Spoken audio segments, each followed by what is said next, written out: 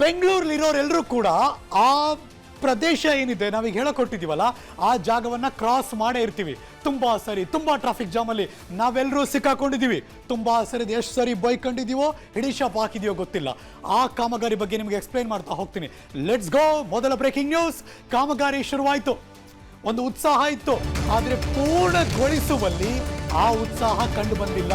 ಕಾಮಗಾರಿ ಸರಿಯಾದ ಟೈಮ್ಗೆ ಮುಗಿಸಿಲ್ಲ ಅಂಥ ಸಾಲಿಗೆ ಮಗ್ಗದೊಂದು ಉದಾಹರಣೆ ಬರ್ತಾ ಇದೆ. ಇದನ್ನ ನೀವು ಏನು ಅಂತ ಆಮೇಲೆ ಡಿಸೈಡ್ ಮಾಡಿ. Breaking news.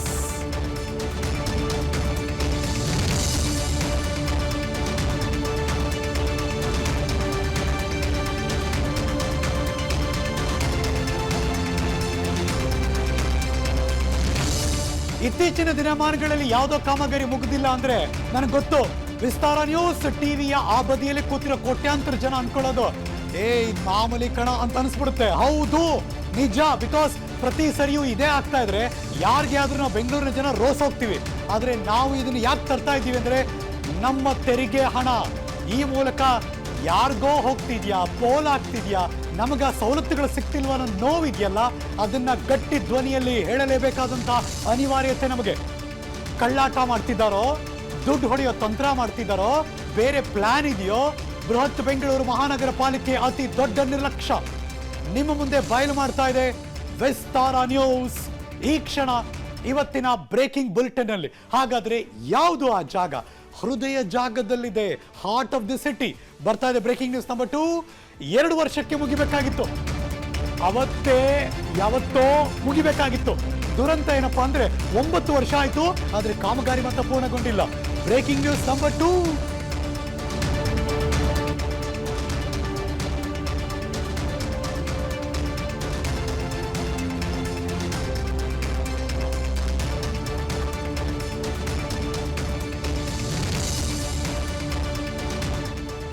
ಎರಡು ವರ್ಷಕ್ಕೆ ಮುಗಿಬೇಕಾಗಿದ್ದ ಕಾಮಗಾರಿ 9 ವರ್ಷ ಆದರೂ ಕೂಡ ಪೂರ್ಣಗೊಂಡಿಲ್ಲ, ಓಪನ್ ಆಗಿಲ್ಲ.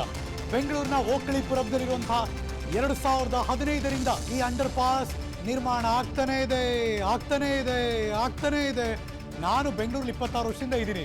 ನೋಡ್ತಾನೆ ಇದ್ದೀವಿ, ನಡೀತಾನೆ ಇದೆ. 8 ಪಥಗಳ ಸಿಗ್ನಲ್ ಫ್ರೀ ಕಾರಿಡಾರ್ ಆದ್ರೆ ಇವತ್ತಿಗೂ ಕೂಡ ಲೋಕಾರ್ಪಣೆ ಆಗಿಲ್ಲ.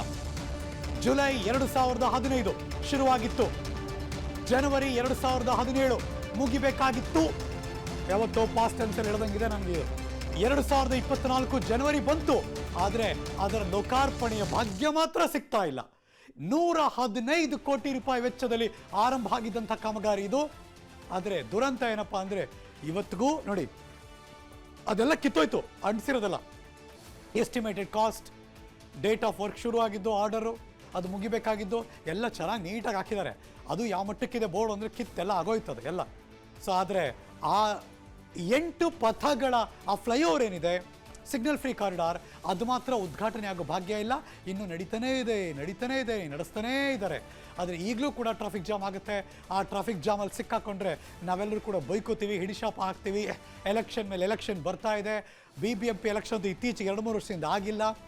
ಆದರೆ ಬೇರೆ ಎಲ್ಲ ಸಂದರ್ಭದಲ್ಲಿ ಕೂಡ ಬೆಂಗಳೂರು ಅಭಿವೃದ್ಧಿಯ ಬೆಂಗಳೂರು ಅನ್ನೋರಿಗೆ ಇದ್ಯಾಕೋ ಇದು ಕಣ್ಣು ಕಾಣಿಸಲ್ವಾ ಅಂತ ನಾವು ನೋವಿಂದ ಹೇಳ್ಕೊತಾ ಇದ್ದೀವಿ.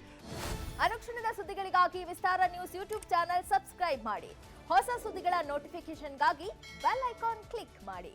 ಲೇಟೆಸ್ಟ್ ಅಪ್ಡೇಟ್ಸ್ಗಾಗಿ www.vistaranews.com ವೆಬ್ಸೈಟ್ಗೆ ವಿಸಿಟ್ ಮಾಡಿ. ಅಂಗೈಯಲ್ಲೇ ಜಗತ್ತಿನ ಸುದ್ದಿ ತಿಳಿಯಲು ವಿಸ್ತಾರ ನ್ಯೂಸ್ ಕನ್ನಡ ಆಪ್ ಡೌನ್ಲೋಡ್ ಮಾಡಿ.